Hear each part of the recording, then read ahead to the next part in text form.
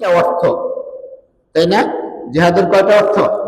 এক নম্বর অর্থ হলো, খেয়াল করেন, এক নম্বর অর্থ হলো নিজের নফসের সাথে জিহাদ করা।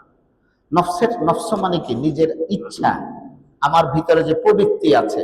আজান দিল, এদিকে আজানও শুনতেছি, ঘুমটা কেবল আসছে, কেবল শুইছি, কি বলেন? এখন উঠে জামাতে আসা, এটা কি? কার সাথে জিহাদ বলেন তো? নফসের। নফস মানে আমার দেহ চাচ্ছে একটু ঘুমা। আর আল্লাহ তাআলা বলতেছেন হাইয়া আলাস সালাত, আল্লাহ নামাজের দিকে আসো। এখানে একটা যুদ্ধ লাগে কি লাগে না? ইবলিসও এখানে থাকে, লাগে না? এই যুদ্ধটা কি সহজ না কঠিন? আপনি এক নজরে দেখলেন সামনে একটা অনেক সুন্দরী রূপবতী, হ্যাঁ, হেঁটে যাচ্ছে, হ্যাঁ, এখন মন চায় কিনা দ্বিতীয়বার একটু তাকাতে? চায় না। আপনাদের সব আল্লাহর ওলি হয়ে গেছে, ভালো, আল্লাহর ওলি অনেকটাই কামনা। মন চায় কি চায় না? এখানে চক্ষুকে অবনমিত করা, এটা কেমন জিহাদ বলেন তো? কঠিন এক জিহাদ, কঠিন এক জিহাদ। এই ধরনের অনেক জিহাদ আছে যা নিজের সাথে করতে হয়।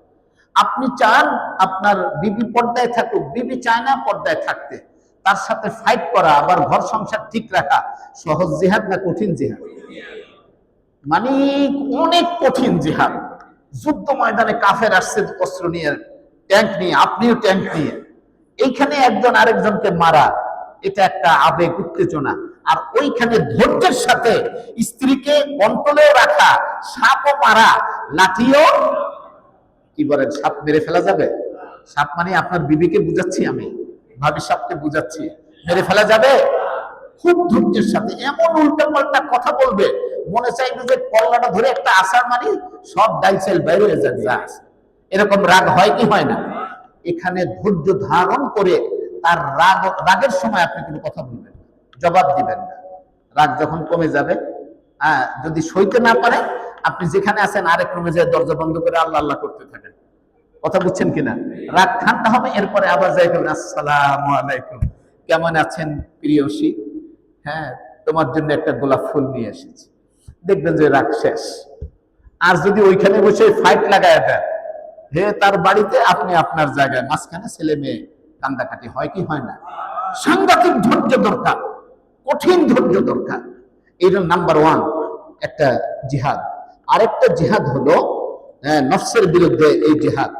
আর দ্বিতীয় প্রকার জিহাদ হলো জিহাদুন ফিমা বাইনাহু ওয়া বাইনা জিহাদুন ওয়া বাইনাহু ওয়া বাইনা নাফসাহু ওয়া হুয়া কাহর, আচ্ছা, ওয়া বাইনাল খালক। আরেকটা জিহাদ হলো, যেমন আপনার সামনে হারাম খাবার আসছে, হালাল খাবারও আছে, আপনি হালালটা বাদ দিয়ে হারামটা খাওয়া। কি বলেন? আপনাদের আমার সামনে আসে না, আমি ইমাম সাহেব মানুষ, আমার সামনে কেউ এসে কয় না, লক্ষ টাকার ব্রিফ কেস আর প্যাকেট নিয়ে, যে হুজুর আমার কাজটা করে দেন, একটু সইটা করে দেন। কেউ বলে আমারে? কিন্তু এসপি সাহেবরে বলে কিনা?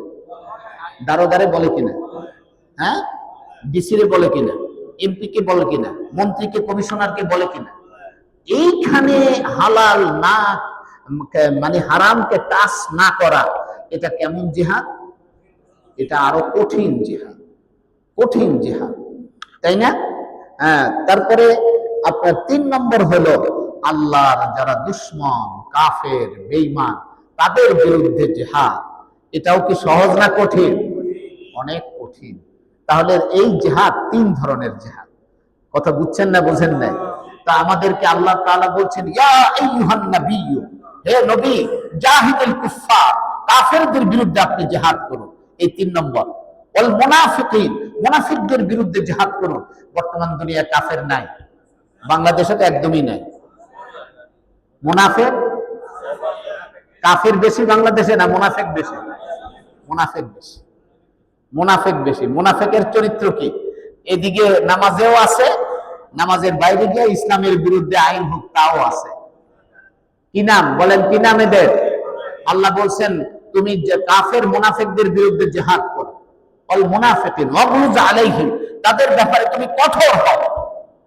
কাফেরদের সাথে, মুনাফিকদের সাথে আমাদের কারো কি নাই? কোনো আপোষকামিতা নাই।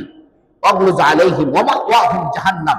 এই মুনাফিক আর কাফের এদের ঠিকানা হলো জাহান্নাম, ওয়াবিসাল মাসির, এটা হলো বড়ই নিকৃষ্ট ঠিকানা। আল্লাহ তাআলা অন্য জায়গায় বলেন, ওয়াজাহিদু ফিল্লাহি হাক্কা জিহাদি, তুমি আল্লাহর পথে জিহাদ করো, জিহাদের হক আদায় করে। সুবহানাল্লাহ। আপনারা শুনেন না ওই কাহিনী?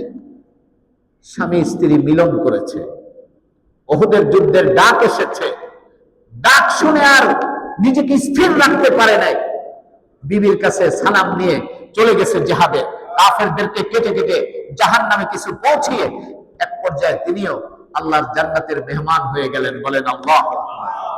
উহুদ যুদ্ধ শেষে সাহাবীদের সংখ্যা মিলাচ্ছেন, নবীজির সাথে উহুদে কতজন সাহাবী ছিলেন? 700। কত? 700। নবীজি মিলাচ্ছেন, একজনের হিসাব মিলছেন। কয়জনের?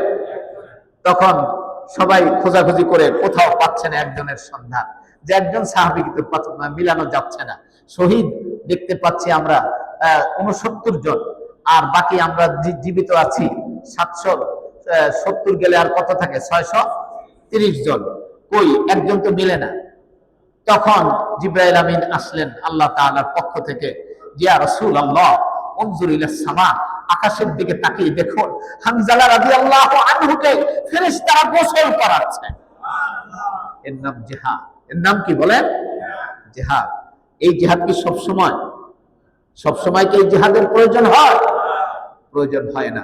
আপনারা দেখেছেন না, একজন ভাইকে গুলি করে ফেলে দিয়েছে, আরেকজন তাকে এগিয়ে আনতে গিয়েছে, তাকে শুদ্ধ গুলি করেছে।